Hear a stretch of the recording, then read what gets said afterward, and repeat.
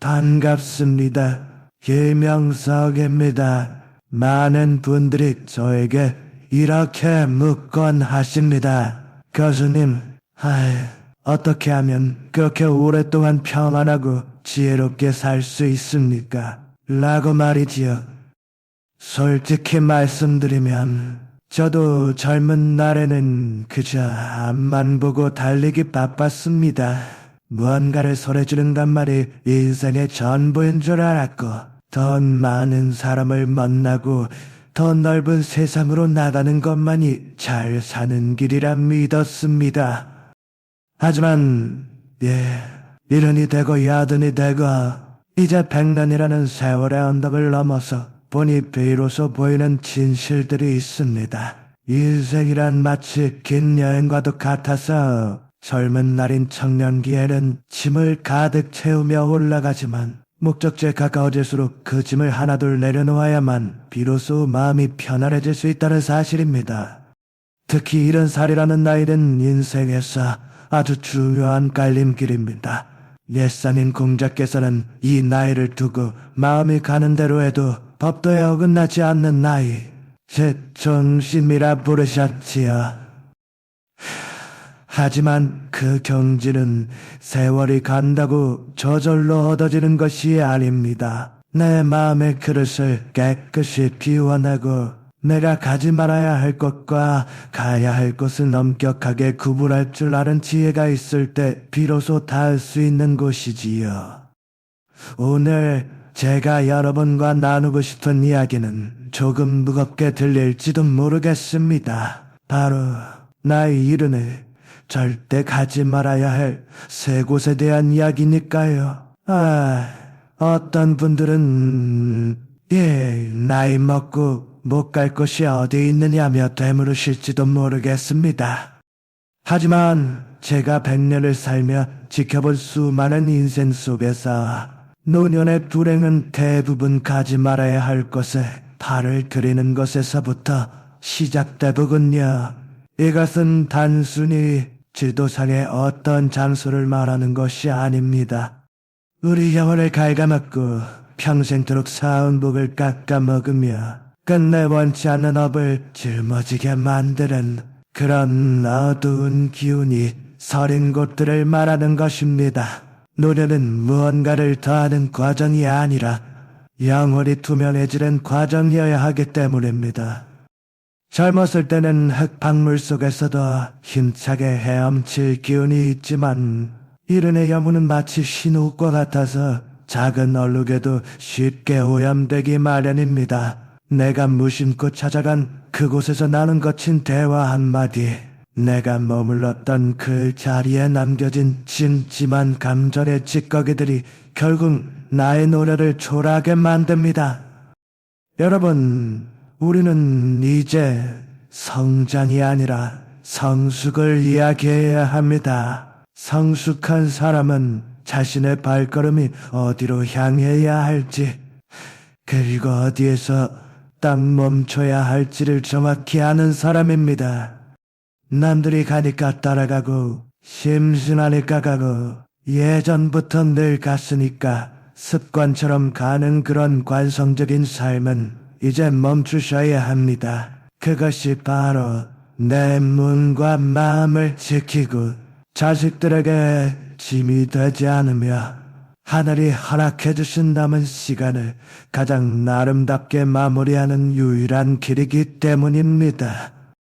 이제부터 제가 들려드릴 이야기는 저의 100년 세월이 고스란히 담긴 고백이자 여러분의 남은 생을 환하게 비춰줄 작은 등불이 되길 바라는 마음으로 전하는 진심입니다. 부디 귀가 아닌 마음으로 깊이 들어주시길 바랍니다. 우리가 이 흔의 나이에 왜 그 세 곳을 멀리해야 하는지 그 속에 담긴 준엄한 인생의 이치를 함께 짚어보도록 합시다. 이른이 넘으면 사람들은 흔히 외로움을 가장 큰 적이라고 생각합니다. 그래서 자꾸만 사람이 많은 곳, 시끌벅적한 곳을 찾아가려 애를 쓰지요. 옛 동창들의 화려한 회갑이나 칠순잔치, 혹은 자식 자라리 난무하는 동호회 모임 같은 곳들 말입니다. 하지만 제가 100년을 살아오며 뼈저리게 느낀 점은 노년의 가장 깊은 고독은 혼자 있을 때가 아니라 나와 맞지 않는 화려함 속에 덩그러니 있을 때 찾아온다는 사실입니다. 우리가 이른이라는 나이에 첫 번째로 피해야 할 곳은 바로 허영이 가득한 모임입니다. 겉으로는 하하호호 웃으며 술잔을 부딪히지만 그 속을 가만히 들여다보면 누가 더 비싼 옷을 입었는지, 누가 더 좋은 차를 타는지, 혹은 자식이 얼마나 출세했는지를 두고 소리 없는 전쟁이 벌어지는 곳들이지요. 그런 곳에 다녀오면 정말로 마음이 넉넉해지시던가요? 아니면 왠지 모를 허탈감과 남과 비교하는 마음 때문에 밤잠을 설치게 되시던가요? 노년의 업은 대개 입과 마음에서 시작됩니다. 남의 잘된 소식을 들으며 진심으로 축복해주지 못하고 마음 한구석에서 시기심이 부릴 듯 일어난다면 그것은 이미 내 삶에 아주 큰 업보를 짓는 일입니다. 나 왕년에 이런 사람이었어. 우리 아들이 이번에 상무가 됐는데 말이야. 같은 말들은 그 순간에는 달콤하게 들릴지 모르나 결국은 타인의 원망과 질투라는 부정적인 기운은 내게로 끌어오는 행위일 뿐입니다. 우리 한국 사회는 유독 체면과 비교에 민감하지요. 하지만 이르는 그 체면의 굴레에서 완전히 벗어나야 하는 나이입니다. 남들이 나를 어떻게 보느냐보다 내가 내 마음을 어떻게 보느냐가 훨씬 중요하기 때문입니다. 화려한 잔치집의 소란스러운 소음은 우리 내면의 고요한 목소리를 가로막습니다. 술기운에 실려보낸 무의미한 시간들은 다음 날이면 지독한 공허함으로 되돌아오지요. 그곳에 가지 않는다고 해서 여러분의 인생이 뒤처지는 것이 결코 아닙니다. 오히려 그 시간에 조용한 숲길을 걷거나 평소에 읽고 싶었던 책 한 권을 읽으며 자신과 대화하는 것이 훨씬 더 높은 차원의 행복을 선물해 줄 것입니다. 나이가 들수록 인간관계는 넓이가 아니라 깊이가 중요합니다. 진심 어린 마음을 나눌 수 있는 친구 한두 명이면 족합니다. 그 외에 나를 증명해 보여야 하고 나를 그럴싸하게 포장해야 하는 자리는 과감히 발길을 끊으십시오. 진정한 품격은 금태 두른 안경이나 비싼 시계에서 나오는 것이 아닙니다. 맑은 정신과 타인을 배려하는 고요한 태도에서 우러나오는 것이지요. 에너지가 귀한 노년의 시계, 그런 불필요한 장소에 가서 기운을 빼앗기지 마십시오. 여러분의 그 귀한 시간을 시기나 질투, 하염의 불꽃을 피우는 것에 쓰지 마시길 간곡히 바랍니다. 그것이 바로 내 노년의 품위를 지키고 평온한 내일을 준비하는 첫걸음입니다. 자신을 화려하게 꾸며줄 장소가 아니라 자신의 마음을 고요하게 가라앉힐 수 있는 장소를 찾으십시오. 그곳이 바로 이른의 당신이 머물러야 할 진정한 자리입니다. 인생의 가을을 지나 겨울로 접어드는 이 흔의 나이에 우리가 두 번째로 경계해야 할 것은 바로 분쟁의 현장입니다. 특히 자식들의 다툼이나 타인의 시비가 오가는 장소에 깊이 발을 들이는 것을 조심해야 합니다. 부모된 마음으로 자식들의 갈등을 모른 척하기란 쉽지 않지요. 내가 따끔하게 한마디 해서 바로 잡아야지 하는 책임감이 앞서기도 할 것입니다. 하지만 100년을 살아보니 노년의 가장 큰 지혜는 개입해야 할 때보다 물러나야 할 때를 아는 데 있었습니다. 자식들이 성인이 된 후의 갈등은 그들 각자의 삶의 방식과 가치관이 부딪히며 만들어내는 소리입니다. 부모가 그 사이에 끼어들어 어느 한쪽의 선을 들어주거나 훈수를 두는 순간 갈등은 해결되기보다 오히려 부모를 향한 원망으로 번지기 일쑤입니다. 이것이 바로 제가 말씀드린 무거운 업이 되는 것이지요. 자식들의 인생은 그들이 스스로 책임져야 할 몫입니다. 우리가 그들의 갈등 속에 뛰어들어 마음을 그리고 화를 내는 것은 마치 남의 가방을 대신 메고 가파른 언덕을 오르며 내 무릎이 깨지는 것과 같습니다.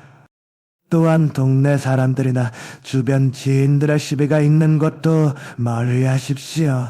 누군가를 비난하고 편을 가르고 억울함을 토로하는 그 부정적인 기운의 소용돌이는 생각보다 힘이 셉니다. 이런 애 나이는 주변의 기운에 아주 쉽게 영향을 받는 시기입니다. 부정적인 말을 듣는 것만으로도 우리의 맑은 기운은 탁해지고 심장은 불필요하게 두근거리게 됩니다. 나만 안 그러면 되지라고 생각하며 그 자리에 앉아 있는 것 자체가 이미 그 나쁜 기운의 파동 속에 들어가는 일입니다. 불교에서는 구업을 경계하라고 가르치지요. 입으로 짓는 죄를 말합니다. 남의 허물을 이야기하는 자리에 앉아 있으면 나도 모르게 고개를 끄덕여 동조하게 되고 결국 내 입에서도 독한 말이 흘러나오게 됩니다. 노년의 입술은 지혜를 전하고 축복을 빌어주는 데 써야지 누군가의 시시비비를 가리는 칼날이 되어서는 안 됩니다. 내가 무심코 내뱉은 날카로운 말 한마디는 결국 부메랑이 되어 내 노년의 평화를 깨뜨리고 내 자식들에게까지 그 안 좋은 영향을 미치게 됩니다. 여러분, 침묵의 가치를 아는 노년이 참으로 아름답습니다. 자식이 갈등을 겪고 있다면 조용히 기도로 응원해 주시고 타인이 시비를 걸어오면 그저 허허 웃으며 자리를 피하십시오. 그것은 비겁한 것이 아닙니다. 삶의 깊은 이치를 깨달은 사람만이 가질 수 있는 넉넉한 여유이지요. 내가 비워둔 그 갈등의 자리에 시간이 흐르면 어느새 스스로 화해의 꽃이 피어날 때가 참 많습니다. 내가 억지로 해결하려 애를 쓸수록 고인 실타래는 더 엉키기 마련이지요. 나이가 들어서 대접을 받고 싶다면 무엇보다 먼저 내 마음의 평정심을 잘 유지해야 합니다. 억울한 일이 생겨도 그럴 수도 있겠지 하며 웃어 넘길 수 있는 넉넉함이 필요하지요. 굳이 내 울음을 증명하려고 너무 애쓰지 마십시오. 세월이 흐르면 진실은 저절로 밝혀지게 되어 있고 내가 지켜낸 그 고요함은 내 얼굴에 인자한 주름으로 남게 될 것입니다. 내면의 평화를 해치는 소란스러운 곳으로부터는 이제 발길을 돌리십시오. 여러분의 귀한 기운을 남의 싸움을 구경하거나 참견하는데 낭비하지 마시길 바랍니다. 그 대신 자신의 마음을 돌보고 혹여 아직 용서하지 못한 사람이 있다면 조용히 마음속에서 놓아주는 시간을 가져보십시오. 그것이 바로 자식에게는 든든한 버팀목이 되어주는 길이며 스스로에게는 평온한 노후를 선물하는 길입니다. 이른의 나이에 우리가 마지막으로 피해야 할 것은 눈에 보이는 장소라기보다 우리 마음속에 깊이 박혀있는 과거의 그림자입니다. 특히 왕년의 화려했던 시절을 추억하며 지금의 내 모습을 자책하게 만드는 장소나 예전에 나에게 상처를 주었던 사람 혹은 기억에 머무는 곳을 다시 찾아가는 일은 이제 멈추어야 합니다. 많은 분들이 나이가 들면 옛날 이야기를 하며 시간을 보내시지요. 내가 젊었을 때는 이랬는데 그때 그 사람이 나한테 그렇게만 안 했어도 하며 흘러가 버린 강물을 붙잡으려 애씁니다. 하지만 여러분, 제가 100년을 살아보니 한 가지 분명해지는 것이 있습니다. 과거는 이미 지나가 버릴 손님일 뿐이며 그 손님을 붙잡고 앉아 소중한 현재를 낭비하는 것만큼 안타까운 일은 없다는 사실입니다. 이른이라는 나이는 이제 뒤를 돌아보는 시간이 아닙니다. 내 앞에 남은 생의 조각들을 얼마나 맑고 투명하게 닦아낼 것인가를 진지하게 고민해야 하는 시간이지요. 과거의 연관이 깃든 곳을 자꾸 서성이다 보면 지금의 내 모습이 자꾸만 초라해 보이고 비참하게 느껴지기 마련입니다. 그것은 스스로를 고통스럽게 만드는 일과 다를 바 없지요. 더욱 위험한 것은 원망의 서린 장소를 떠나지 못하는 것입니다. 나에게 금전적인 손해를 입혔던 사람이나 내 자존심을 짓밟았던 이들과 연관된 곳을 찾아가거나 그 기억을 자꾸 되새기는 행위는 내 영혼에 스스로 상처를 내는 일입니다. 언젠가는 꼭 되갚아주리라. 혹은 사과라도 꼭 받아야겠다는 마음으로 그 주변을 맴도는 순간 여러분의 노년은 빛을 잃고 맙니다.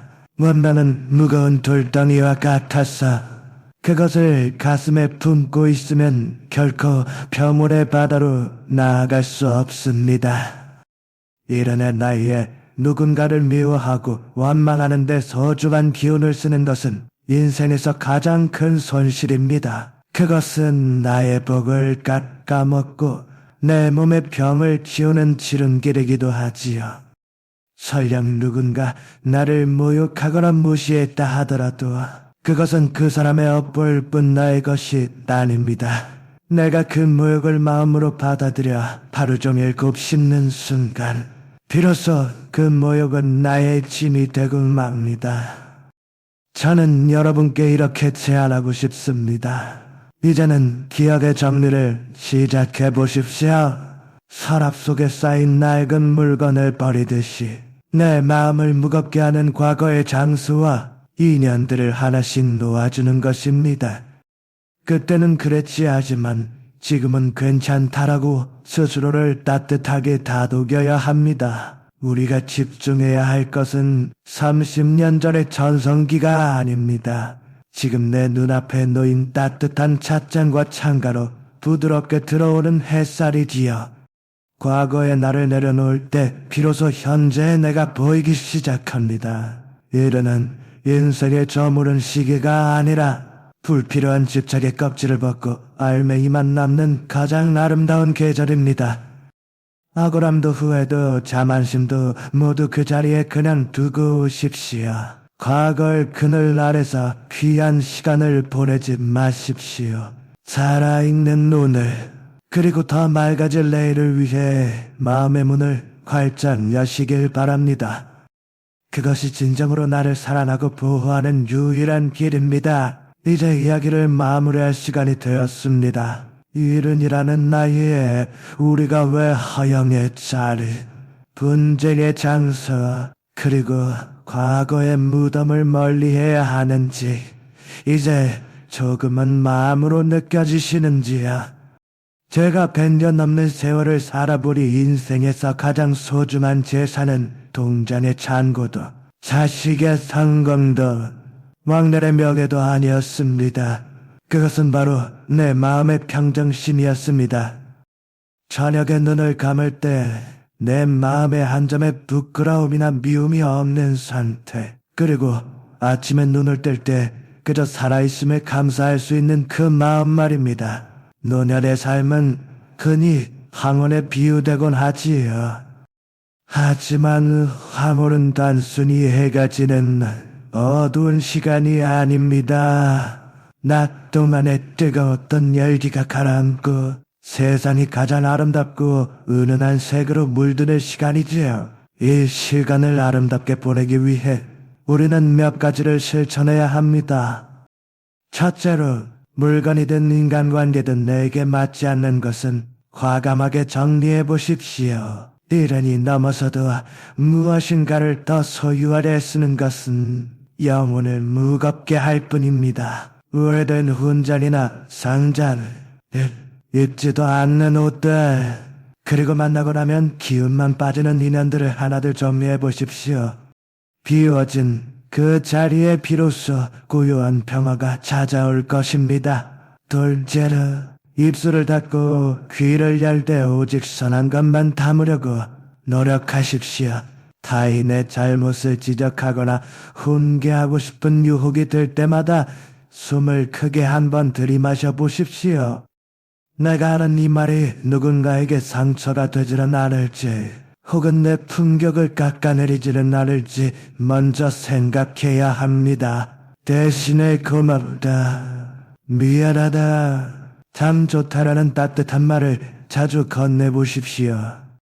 그 말들은 상대방뿐만 아니라 바로 여러분의 영혼을 치유하는 아주 귀한 약이 될 것입니다. 세려라, 매일 조금씩이라도 걷고 조용히 생각하는 시간을 가지십시오.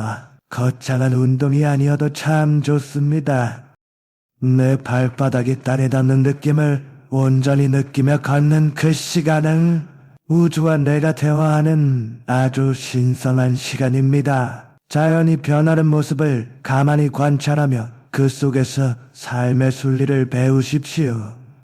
꽃이 피고 지는 것이 자연스럽듯이 우리 몸이 늙고 기운이 쇠하는 것 또한 거스를 수 없는 아름다운 흐름임을 받아들여야 합니다. 혹시 누군가 여러분을 무시하거나 노인이라고 소외시키더라도 절대 노여워하지 마십시오.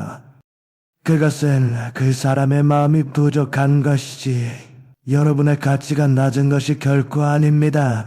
구름이 지나간다고 해서 하늘의 본질이 변하지 않듯 타인의 시선에 마음이 흔들리지 않는 단단한 날을 가지시길 바랍니다. 이른의 나이에 당신은 그 자체로 충분히 고귀하고 존엄한 존재입니다. 여러분, 죽음은 두려운 것이 아닙니다. 정말 두려운 것은 살아있는 동안 내 영혼이 시들어가는 것이고 죽는 순간까지 미움과 집착의 끈을 놓지 못하는 것이지요. 마지막 숨을 내뱉는 순간 참 좋은 인생이었다, 참 고마운 삶이었다라고 웃으며 말할 수 있다면 그것이 바로 인생 최고의 성공입니다. 오늘 제가 든 이 소박한 조언들이 여러분의 남은 여정의 작은 지팡이가 되길 간절히 바랍니다. 독한 기운이 서린 새 곳을 피하고 내면의 맑은 샘물을 길어 올리며 사십시오. 그러면 여러분의 얼굴에는 인자한 성자의 미소가 머물 것이고 주변 사람들은 여러분의 곁에 머무는 것만으로도 마음의 평온을 얻게 될 것입니다.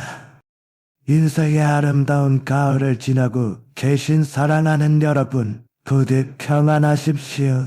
그리고 끝까지 자기 자신을 아끼고 사랑하십시오. 여러분의 삶은 여전히 눈부시게 아름답습니다. 마음 깊이 감사합니다.